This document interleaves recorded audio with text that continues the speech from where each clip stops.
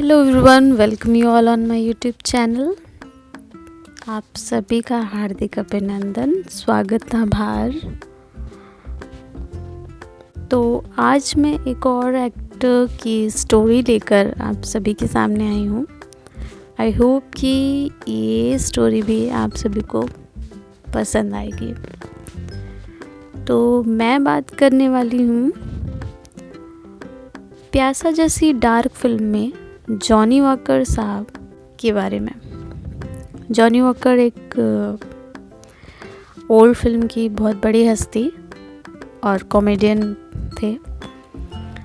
तो ये किस्सा है एक गाने की शुरुआत से। चंपी वाला गाना उनका आपने सुना होगा।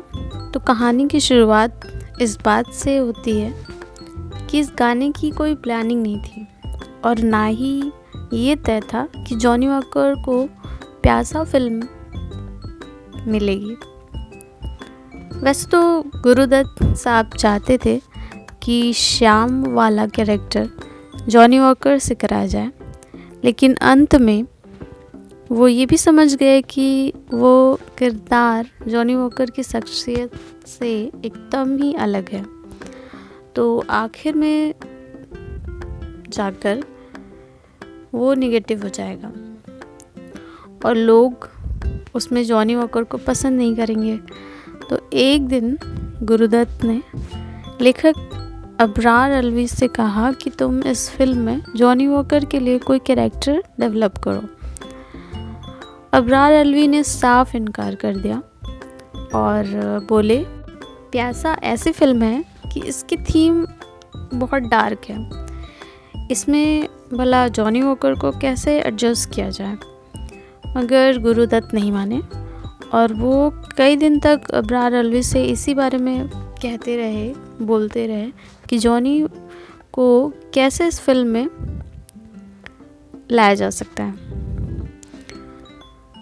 वे जब कभी भी अबरार अलवी से जॉनी वॉकर के बारे में बात करते तो अबरार अलवी उन्हें यही जवाब देते हैं कि प्यासा एक सीरियस फिल्म है और इसमें मस्ती मजाक का कोई स्कोप नहीं है। और गुरुदत्त हर टाइम उनसे यही कहते थे कि कुछ ना कुछ तो हो ही सकता है।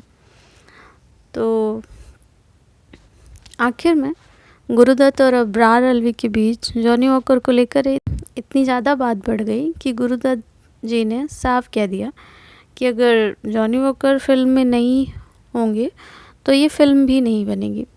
वहीं अबरार अलवी ने भी कह दिया कि जॉनी वॉकर के लिए इस कहानी में कोई स्कोप नहीं है और इस कहानी को ख़राब नहीं होने दूंगा। फिर क्या था, मामला एकदम पेचीदा हो गया और एक दिन प्यासा के ही एक सीन की शूटिंग के लिए गुरुदत्त, अबरार अलवी और जॉनी वॉकर और अन्य लोग कलकत्ता गए और वहाँ पर फ्री टाइम में इस बात की चर्चा की जा रही थी कि जॉनी वॉकर को प्यासा में लिया जा सकता है कि नहीं। तो एक दिन गुरुदत्त ने अबरार अलवी और जॉनी वॉकर को साथ लिया और होटल के सामने एक विक्टोरिया गार्डन में जाकर आराम से बैठे और फिर चर्चा होने लगी। और उस दिन तय किया गया कि आज काम के बारे में कोई बात नहीं की जाएगी और आज सिर्फ आराम किया जाएगा। चाय वगैरह पी जा रही थी और विक्टोरिया गार्डन की एक दुकान पे ये तीनों गोलगप्पे खा रहे थे। तभी गुरुदत्त साहब को पीछे से आती एक आवाज़ सुनाई दी, मालिश, तेल मालिश, चंपी। गुरुदत्त ने उस आवाज़ की तरफ देखा, उन्हें एक मालिश वाला ये आवाज़ लगाते दिखा। फिर उन्होंने अबरार अलवी से कहा, अबरार तुम कहते हो ना कि ये फ़िल्म बहुत हैवी है, इसमें कॉमेडी का कोई सीन नहीं डाला जा सकता, तो कहीं ऐसा ना हो कि लोगों को ये फ़िल्म कतई बोरिंग सी लगे, इसलिए तुम इस फिल्म में एक चंपी वाले का रोल डालो। ये रोल जॉनी करेगा और बीच बीच में लोगों की टेंशन दूर करता रहेगा। और इस तरह जॉनी वॉकर के हिस्से में ये रोल आ गया।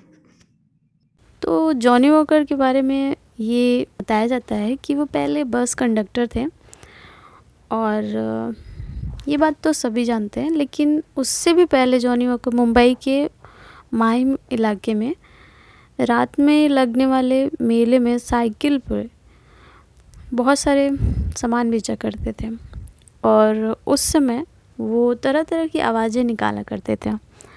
गुरुदत्त साहब इस बात को जानते थे और उन्होंने उस दिन कलकत्ता में जॉनी वॉकर से कहा कि तुम ऐसी ही आवाज़ बदलकर इस मालिश वाले की नकल करने की कोशिश करो।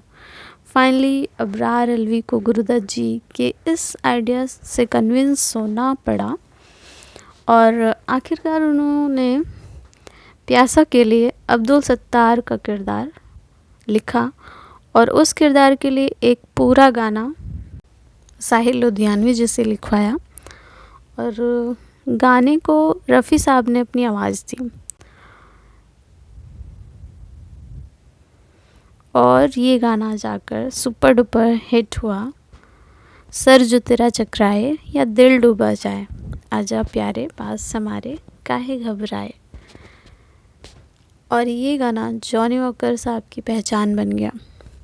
इस गाने का वीडियो देखने पे ऐसा लगता है मानो कलकत्ता के विक्टोरिया गार्डन में ही फिल्माया गया हो, लेकिन रियलिटी कुछ और ही थी। बॉम्बे में ही कलकत्ता के विक्टोरिया गार्डन जैसा दिखने वाला सेट लगाकर फिल्माया गया था और एक स्ट्रीट लाइट, बेंच, फेंसिंग का ध्यान बड़ी बारीकी से रखा गया ताकि कोई ये अंदाज़ा न लगा सके कि ये विक्टोरिया गार्डन में नहीं कहीं और शूट हुआ। तो ये थी जॉनी वॉकर जैसे कॉमेडियन सक्सेस की स्टोरी। ये कहानी जॉनी वॉकर जी के बेटे और अभिनेता नासिर खान बताते हैं। तो बॉलीवुड से जुड़ा ये इंटरेस्टिंग फैक्ट आप सभी को अच्छा लगा होगा और ऐसे ही इंटरेस्टिंग स्टोरीज़ को लेकर मैं आप सभी के सामने आती रहूँगी। तो मशहूर हस्तियों की अनसुनी दास्तान जानने के लिए मेरे साथ बने रहें फ्लैशबैक इन पर और अपना सपोर्ट ज़रूर दें। Thank you so much for being with me. Thank you.